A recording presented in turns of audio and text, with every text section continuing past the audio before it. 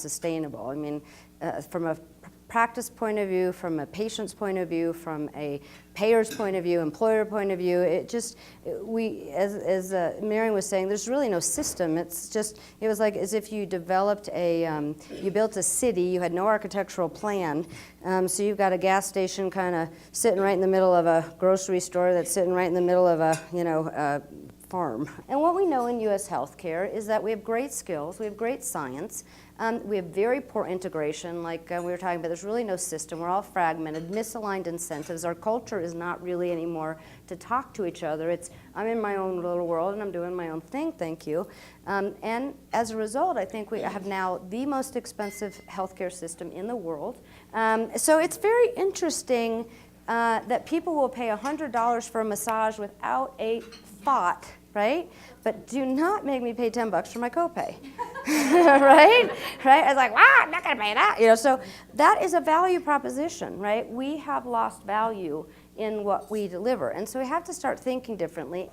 It's a culture change. It has to happen. Transformation has to happen at every single level of the healthcare system.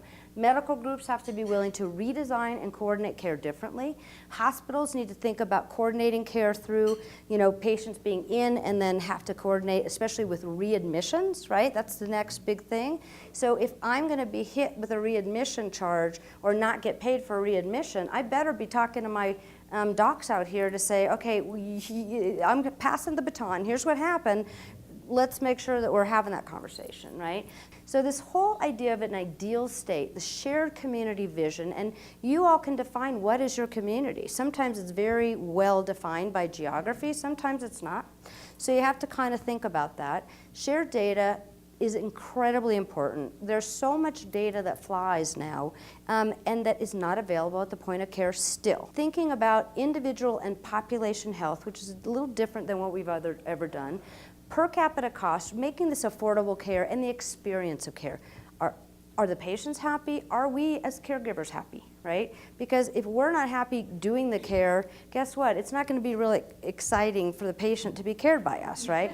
But basically this is, the concepts behind here is kind of going back to our roots of let's put some systems in place so that we can actually free ourselves up to do the things that we should be doing, which is holding the patient's hand, starting to actually do the more complex things that you can't put into let's say if it's an electronic medical record that has kind of a checkbox that says, if you're diabetic, we need to make sure these things are happening. That's a very easy thing to put onto a tracking list, right?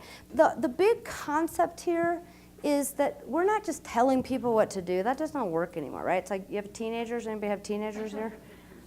Talk to the hand, right? Stop smoking, you're going to die, right? Okay, stop eating, you're going to die, It doesn't work. So we have to start engaging them, let them set their goals, and we help them get there with our teams of experts to be able to help them with a variety of different issues that they need, and that could be clinical pharmacists, complex care manager, social worker. It could be a variety of different resources, but we're working together to put those together.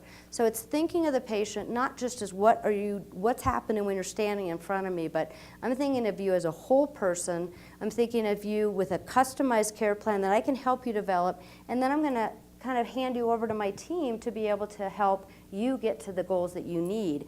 Very different thought process here, right, than what we've been doing in the past. And again, this is what we call, it's empaneling and risk stratifying your patient population so you can direct the care where you really need it the most and make sure that everybody gets what they need. So regardless of what systems or technology or processes or any other tactics you put into place, it really is about how we work together in teams, how we work with our neighbors to build accountability to each other in the communities, and of course with our patients. So because of the advantage or disadvantage that you have an opportunity to say, okay, how can I use some of the technology that's out there to connect up with some of these specialists? Like in one of our small towns, they didn't have a radiologist. I used to lecture on delays in diagnosis of breast cancer. Well, that may not be a problem.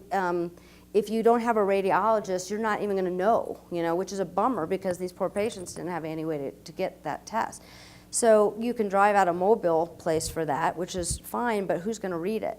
So that's where they start just using technology, right? And they can get their films read in, almost instantaneously.